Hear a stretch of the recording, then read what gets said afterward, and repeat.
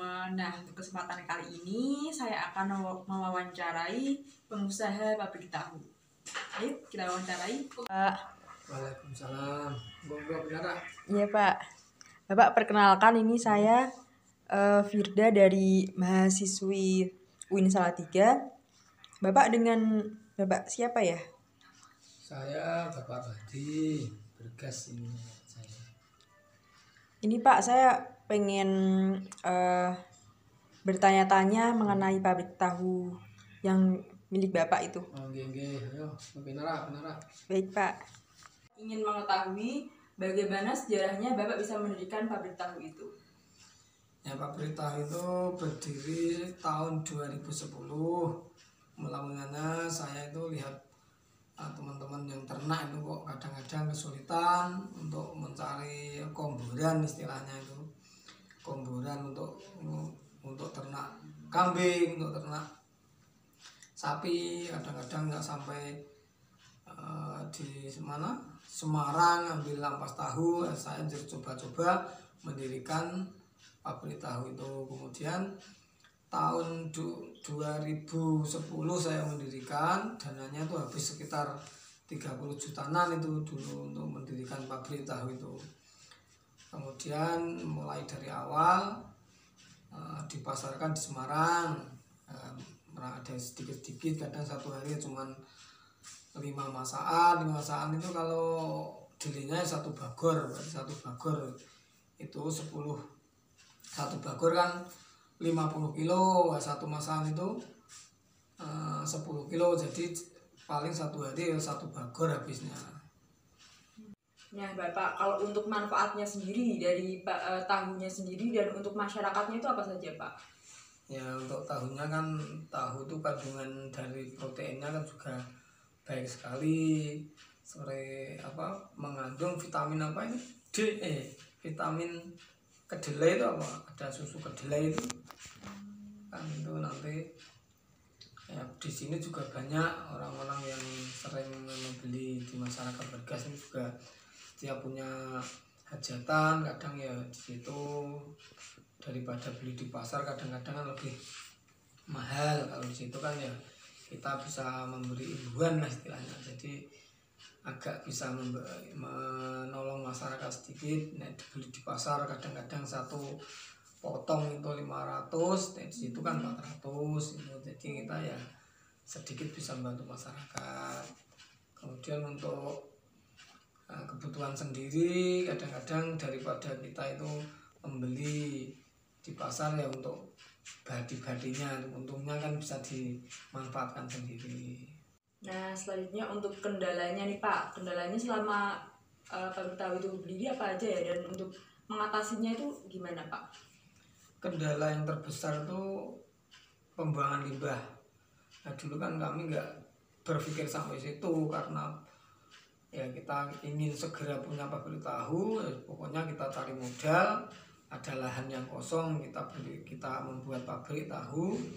Tapi setelah berdiri kira-kira 1 tahun, masyarakat sekitar, petani-petani baru merasakan kalau limbahnya itu malah merusak lingkungan. Kemudian ya saya mencari modal untuk mencari dana untuk menanggulangi limbah itu. Kita belikan pralon. Pembuangan pralonnya itu sekitar dari pabrik sampai pembuangan sekitar 600 meter itu.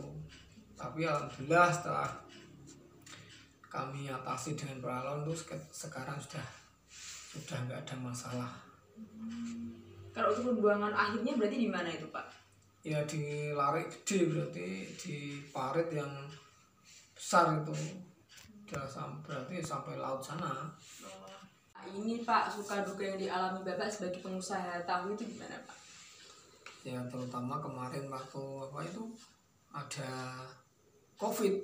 Iya. Nah, ketika COVID itu kita ya jatuh bangun, saya itu kadang-kadang udah susah mencetak tahu, kadang delainya aja harganya sudah mahal, kayu bakarnya juga mahal. Setelah dibawa ke pasar tidak ada yang beli, kadang-kadang ya malah tombol itu sudah biasanya habis delai yang sekitar 1 hari itu 2 karung 3 karung. Setelah ada COVID itu 1 karung aja nggak habis, malah tahunnya juga nggak laku, jadi ya malah itu modalnya habis. Kemudian setelah corona itu berakhir ya alhamdulillah mulai sekarang mulai bangkit lagi itu. Jadi sekarang udah aman kembali ya Pak ya, udah stabil Ya, kembali sudah. gitu ya. Ya belum seperti dulu ketika masih puncaknya itu sekitar 30 masaan satu harinya, berarti sekitar 6 karung 30 masaan. Sekarang ya paling ya 3 karung, alhamdulillah sudah mulai berjalan lagi, pasaran juga sudah mulai baik kembali, tapi belum stabil seperti dulu. Oh begitu ya Pak, makasih banyak ya Pak ya. Nah ini untuk terakhir ini saya kepengen kesan pesan dari Bapak untuk kami mahasiswa mungkin yang pengen mulai usahanya itu gimana Pak? Ya pesan saya, orang usaha itu udah ada yang buka pulang sukses itu udah ada. Jadi ya dari awal mestinya juga siap dari awal, mentalnya juga disiapkan. Suatu saat kalau ada kendala-kendala ya harus bagaimana caranya mengatasi. Kemudian harus semangat. Jadi jangan sampai ada kendala sedikit sudah ngelokro, malah kadang-kadang ya ada yang mundur padahal sudah banyak modal yang dimulai untuk dikeluarkan, malah mundur lagi, malah bahaya itu nanti. Jadinya ya harus pesan saya ya, kalau orang berusaha itu berani semangat, berani bertanding. Misalnya kan untuk dijual di pasar tuh saingannya kan banyak sekali. Jadi kita harus semangat, ulet, dan jangan sampai orang usaha itu kok baru untung sedikit sudah barang-barang yang tidak berharga sudah dibeli. Itu kadang-kadang kan gitu. Jadi usaha ya hati-hati, uangnya ditabung, ada sisa sedikit ya harus disisakan untuk nanti kalau ada kendala-kendala itu tidak bingung sendiri. Itu pesan saya. Begitu ya Pak. Berarti untuk kami mahasiswa ini harus kayak hemat-hemat juga ya Pak ya, untuk Iya, itu harus hemat. mengatur pengeluaran itu ya. Pengeluaran uang itu harus hati-hati lah, jangan sampai membeli hal-hal yang belum terjangkau kemudian dipaksakan untuk dijangkau. Itu pesan saya. Berarti kita harus tahu skala prioritasnya kita nih teman-teman gitu. Jadi baik Pak, makasih banyak nih Pak udah mengganggu waktu istirahatnya Bapak. Wah, di sini malah jenggurkan nggak dikasih apa-apa. Yaudah Pak, saya mohon pamit ya Pak. Oh ya Pak, nanti misalkan mau ke pabrik tahunya boleh ya Pak ya? Boleh. Baik teman-teman. Kalau siang aja kalau bisa, nanti kan pekerjaannya juga banyak. Nanti alhamdulillah ya, sekarang dulu ada pengangguran, sekarang ya alhamdulillah itu anak yang dulu kadang-kadang cari kerjaan sulit ya kita bisa sedikit-sedikit bantu. Manfaatnya juga di lapangan pekerjaannya bertambah gitu ya Pak ya. Ya doakan aja nanti lebih sukses, jadi nanti bisa membuka usaha baru di tempat lain agar nanti bisa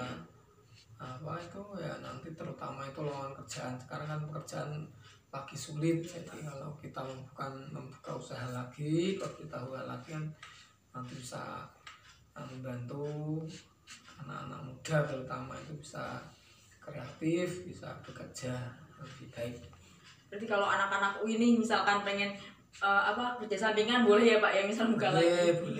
Boleh nih teman-teman, kalau mau kerja sampingan, kita mau cari nambah-nambah wawasan, nambah-nambah pengetahuan juga, mau nambah-nambah uang saku lah, kita bisa, misalkan nanti bapaknya buka lowongan kita bisa masuk. Udah, makasih ya Pak ya. Kali ini makasih banyak.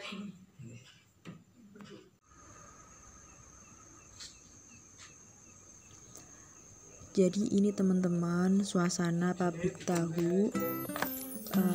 saya kesananya malam hari ya, jadi masih sepi, belum ada pekerja. Ini bisa kita lihat kedelainya diambil dari kedelai yang berkualitas. Mari kita masuk lebih dalam ke pabriknya ya.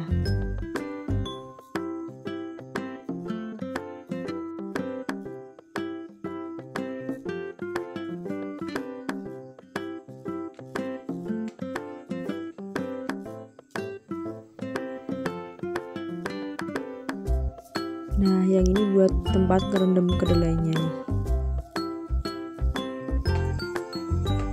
Kalau yang ini tempat buat apa? Penggorengan yang ini. Ini sisa penggorengan tadi pagi ya. Tuh buat ngerendam. Ini buat ini ayakan. Ini buat ayakan. Kalau tahu habis digoreng itu taruh situ.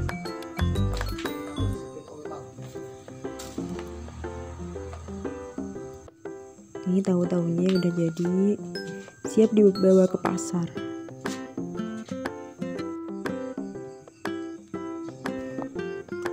Ini tahu-tahu yang udah jadi ya teman-teman.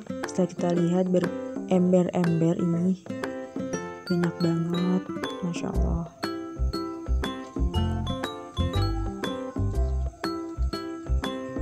Tuh banyak banget.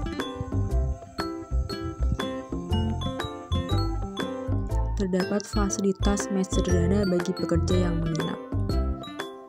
Sekian video dari saya, semoga menginspirasi.